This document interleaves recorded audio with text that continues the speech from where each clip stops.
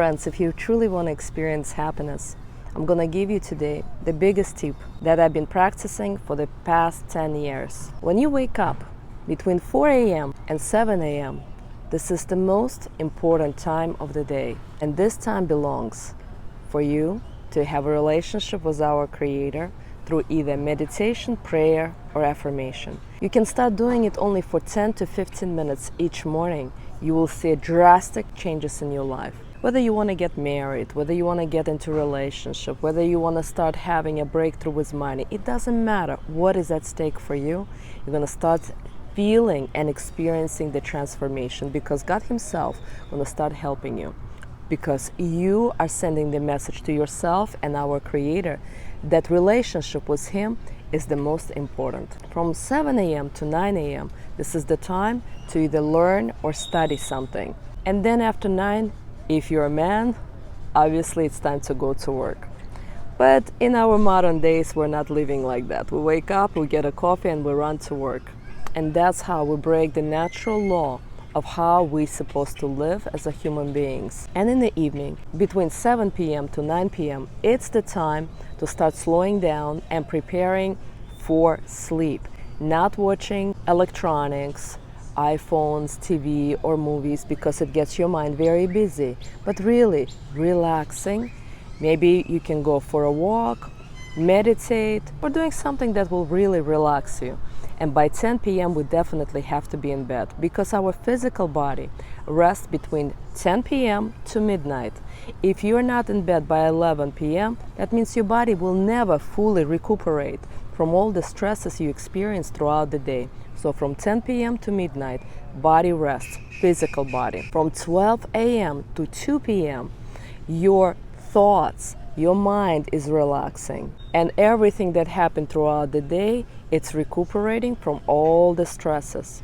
From 2 a.m. to 4 a.m., that's the only time when your subconscious mind, your emotions, and your feelings are resting. So do you get how important it is to have a routine of the day and following the flow of the day, the way it's been designed? But if you wake up late on the weekends, or you go to bed because you go to bar, nightclub, and you're dancing until 2 o'clock in the morning, you're breaking that cycle. And then don't be surprised why you're broke, why relationships are not working, why your health is not working. Because then your mental health is deteriorating, your physical health, your spiritual health, your emotional health, all of it starts to break down because you just don't know how to have a proper routine of the day. So my friends, I hope it's been helpful. I highly recommend for you to wake up early and start a day when the sun is rising. You're gonna get all the energy from sun. It's a masculine energy for happiness and confidence. And in the evening, when the moon is on the rise, it's all the feminine energy. That's when you get the relaxation, peace of mind, and calmness. With that said, namaste, my friends. Think about it. Friends, today I want to talk to you how our thoughts actually gives us our reality. So for example, you have a negative thought that you don't have money or you don't have enough money. Now, you've been thinking about this thought for just 16 seconds. Now, this thought will stay in your subconscious mind for 40 days. But 20 days later, you actually say to yourself, well, I really don't have money. I don't have enough. Now this thought will continue staying for another 40 days, and it will not stop until you change your thought pattern. So do you get how important it is to be very careful and very responsible in what you're saying to yourself? And so that's why if we're not doing any affirmations, prayer, or meditation, we're stuck in this negative pattern that gives us our life. And when you work on yourself, you're sending the message to your mind, to your subconscious mind, and to your soul that you deserve to be happy. So with that said, namaste, my friends. Please think about it. Friends, today I want to talk about some common mistakes that you ladies are making with your husband. Of course, maybe not you. You're asking your husband to go grocery shopping and buy 40 things on your list.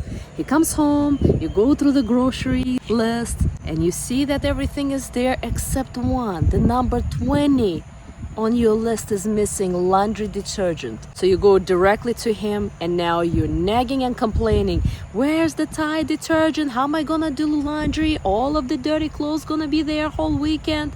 Not appreciating and not acknowledging all of the 39 things that he purchased. And he purchased it for you.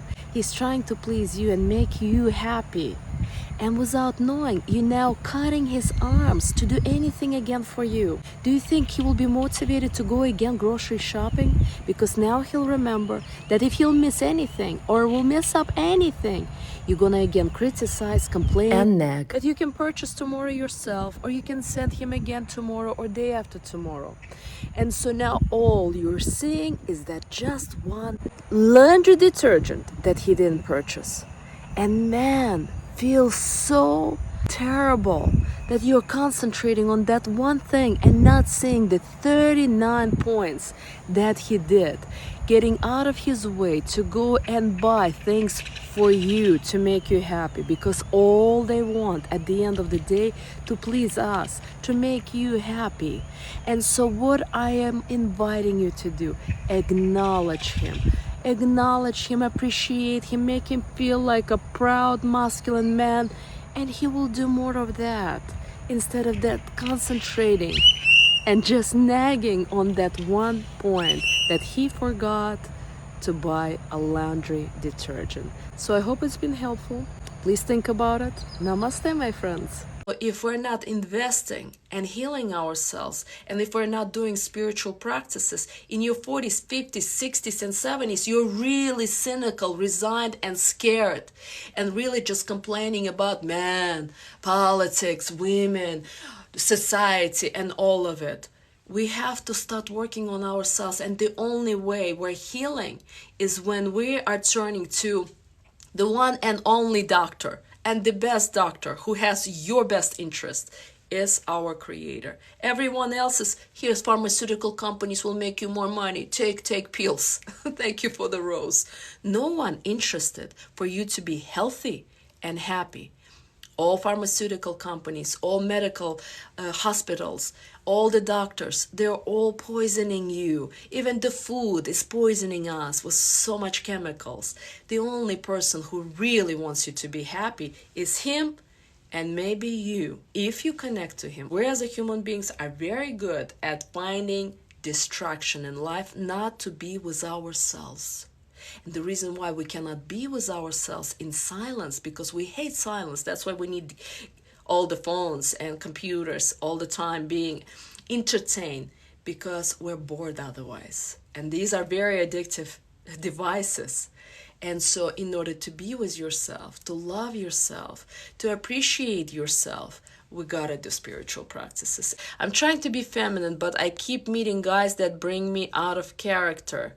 Can't lead. Again, expectations equals 0. Do you see how you're expecting them to lead and to do this? See, trying to be feminine will never work. It's like I'm trying to be a woman. I'm trying to be a mother. You're not trying to be a mother. You're just mother. I hear my son, he's not happy in school. I'm not going to push him to school. Even though I rather do my other feminine things that I do throughout the day, and cooking and shopping and running and doing my yoga practices now I want, because our son is more important and I will sacrifice. Feminine women don't think like that. It's all about me. And it's not just feminine men or masculine women. In our society, the family values are pretty much 99% gone. Because modern person looks at life this way. It's about me and what I want, and then it's everybody else. And as long as we think like that, we will never be happy, and we will never have happy relationship until you're gonna shift your mind that it's not about me. It's about them and me, because me and them, it's about same thing. They want the same thing as I do. And do you know what everybody wants? Happiness. You want happiness, they want happiness. We're all on the same boat. And if you learn how to scratch others people's back, then God himself looking at you, yes, you are a decent person. You are a good person. You care for others and you're not living a selfish life. And then you actually become someone who deserves to have a good man, a masculine man, a provider and protector, or you become such a feminine woman that your boyfriend starts to become masculine. You become such a feminine woman that your husband becomes a masculine. So that's why I said, my friends, don't have expectations. Stop changing your partners. Work on yourself. Invest in yourself. Thank you for hearts and roses. You hear me, right? Yeah. Sometimes woman makes a decision, because I married an alpha and he was abusive, now I'm gonna marry a beta who will not be abusive. You see, instead of finding from alpha to beta because he was abusive, because you cannot put that all alpha males are abusive. Not at all.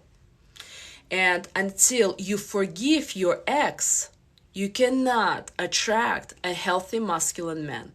And so now, okay, you married a beta, that's fine. If you're gonna start shifting to femininity, your beta husband gonna start climbing to being masculine. That's the way it works. I'll be honest with you, my friends. When I met my husband, I was still more in my masculine energy, working and making a really high income. And he was more in his feminine energy. But the more I was decreasing the hours and doing meditation, I was coming more and more to femininity. He was climbing and becoming more masculine. And when you meet me outside of me leading TikTok and live sessions here, you're like, wow, Alisa is just so laid back and feminine. You'll come to my house, I will serve you dinner or lunch or tea and fruits, and I'll be playing with your kids and talking to you. It's a completely different energy. So you work on yourself. And when you work on yourself and you forgive your ex, you're not gonna judge men and also your husband, because subconsciously you still haven't forgiven your ex-husband. That's why you chose a better husband. And then you're gonna start appreciating that a man, when he's a masculine, he can provide and protect. Because when we're working, when we're in our masculine, we are deteriorating ourselves on all three levels: on the physical level, on emotional, and on the spiritual. How do we do that? We stressed out. Our body physiologically started to have aches, started to have pains. Internally, we're gonna start having colon problem, stomach problem, kidney problem, liver problem, because we're overeating at night or we're over drinking in order to numb the stress from work. And on an emotional level, we're becoming depressed, anxious, we have migraine headaches, we have panic attacks, and we can go on and on having so many chronic and serious illness. And if this is not enough, 10, 20 years later, people start to have cancers and tumors because the body been knocking on you with mental health problem, with physical health problems, but you ignoring because I gotta provide, I gotta make money. And then the body starts to deteriorate, and that's why people can no longer sustain this lifestyle, and the body says, okay, you didn't listen to me when I was giving you asthma, when I was giving you colon problems, when I was giving you liver problems, when I was giving you anxiety and depression. Now I will stop you. Here's tumor, here's cancer. Go for the hospital for a year or two, get a serious surgery, and you'll be lucky if you're gonna survive all of these tumors and cancers. And some people don't. Some people are still continue to disregard all of the calling from above and from your body, and they're still fighting. I knew a lady who had cancers 4 times. While she's coming from the 4th cancer, she's telling me, Alisa, I still need to get back to the real estate. I need to pay all of the bills from all of my cancer. Do you have a husband? Yes, but he won't be able to pay all of these bills. It's ridiculous. It's millions of dollars. Still fighting and can't accept that she is born as a woman. It's not her job to be a broker and make this millions of dollars in a real estate. I'm giving you guys real examples, but the choice is yours.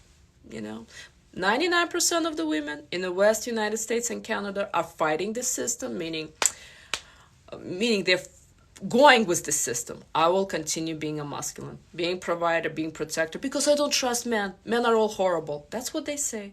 and the cost is high. Instead of working on yourself and shedding off and healing from these abusive relationships and all of the pain of the childhood and all of the pain that you've gone through in life, and starting to really trust and appreciate the creator yourself, and then you're going to attract a provider and leader and protector. But the choice again is yours, ladies.